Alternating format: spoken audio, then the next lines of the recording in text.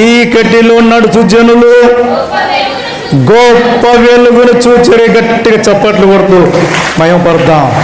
చీకటిలో ఉన్నటువంటి వారందరూ కూడా ఏం చేశారంట? గొప్ప వెలుగును చూశారంట. ఎవరు ఆ వెలుగంటే మన లోక రక్షకుడు, జగద్రక్షకుడు, పాపముల విమోచకుడు, మన ప్రభు అయినటువంటి యేసుక్రీస్తును చూశారు. అందుకే గొప్ప వెలుగు లోకంలోనికి రావాల్సి వచ్చింది. కానీ మానవుల యొక్క క్రియలు ఏమైపోయినట్ట? చెడ్డవైనాయి. అక్కడ లోకంలో ఉన్న వారందరూ కూడా ఎక్కడ ఉండరట? చీకటిలో నడుస్తుండ్రి. అయితే వారు గొప్ప వెలుగును చూసినప్పుడు తమ జీవితాల్లో మార్చుకున్నారు.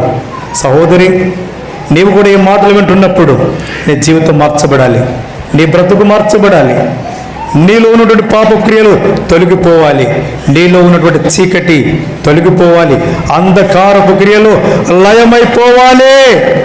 అందుకే దేవుడు సాక్షాత్తు వెలుగుగా ఈ లోకానికి వచ్చాడు. అందుకే కింద అంటున్నాడు 2వ వచనంలో కదా, మరణములో ఉన్నటువంటి వారు, పాప బంధకంలో ఉన్నటువంటి వారి మీద ఏమొచ్చిందంట? వెలుగు ప్రకాశించింది.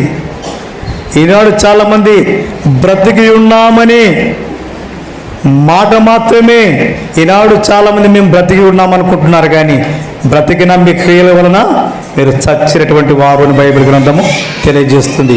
ఈ రోజుల్లో చాలామంది బ్రతికి ఉన్నారు, కానీ క్రియల మూలముగా చాలామంది ఏమైపోయారు? చచ్చిన వారుగా ఉన్నారు. మన క్రియలు చెడ్డవైతే మనము చచ్చిన వారము, మన క్రియలు అంధకారములో ఉంటే మనం చచ్చిన వారము. అయితే ఎఫెసీయులకు రాసిన పత్రికలు అంటాడు కదా, 2వ అధ్యాయం 1వ వచనములో ఏమంటాడు? చచ్చినటువంటి మనలను క్రీస్తుతో కూడా బ్రతికించడానికి ఆయన ఈ లోకానికి వచ్చెను. అపరాధముల చేత చచ్చిన వారై ఉండగా క్రీస్తు యొక్క రక్తము చేత మనం ఏమైనామట? విమోచింపబడి ఉన్నాం, రక్షింపబడి ఉన్నాం. అందుకే అపరాధముల చేత చచ్చినటువంటి మనలను క్రీస్తుతో కూడా బ్రతికించాడు. ఈ గొప్ప నిరీక్షణ నీకుంటే ప్రియా సహోదరుడా, సహోదరి, అంధకార క్రియలను, చీకటి క్రియలను, పాపపు క్రియలను విడిచిపెట్టాలి. లోకంలోనికి వెలుగు ఎందుకు రావాల్సి వచ్చిందంటే లోకములు అంతా కూడా పాపం అనేటువంటి చీకటి కమ్ముకుంది.